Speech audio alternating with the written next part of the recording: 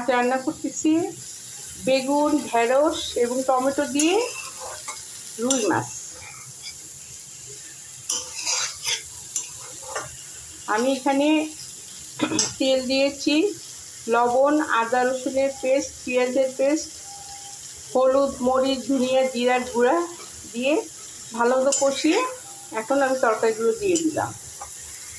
এখানে তরকারিগুলো বেগুন, ঢেঁড়স, টমেটো দিয়ে ভালো মতো কষিয়ে নিচ্ছি।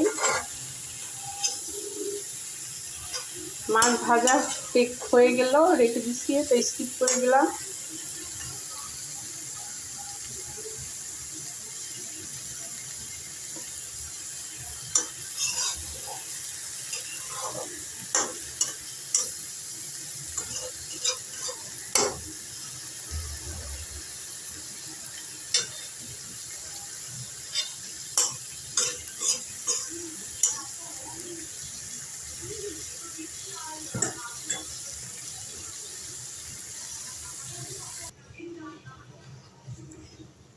আমি এখানে একটা জিনিস ভুল করে ফেলছি, এটার জন্য ক্ষমা চেয়ে নিচ্ছি।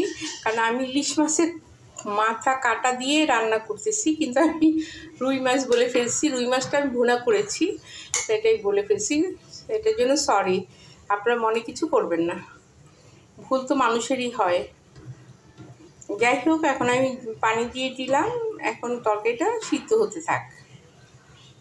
আমি আসলে ইলিশ মাছের কাঁটাটা দিয়ে রান্না করতেছি এটা।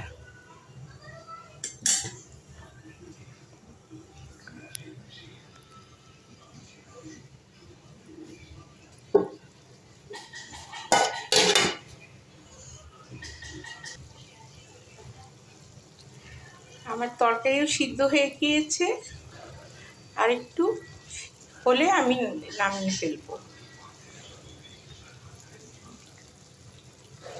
আমার তরকারিটা কেমন হয়েছে আপনারা কমেন্টস করে জানাবেন।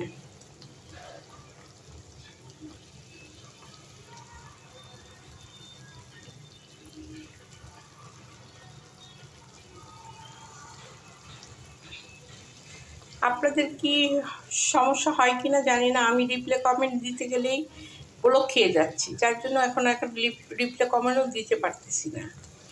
কমেন্ট করতে গেলে ব্লক খেয়ে যাই।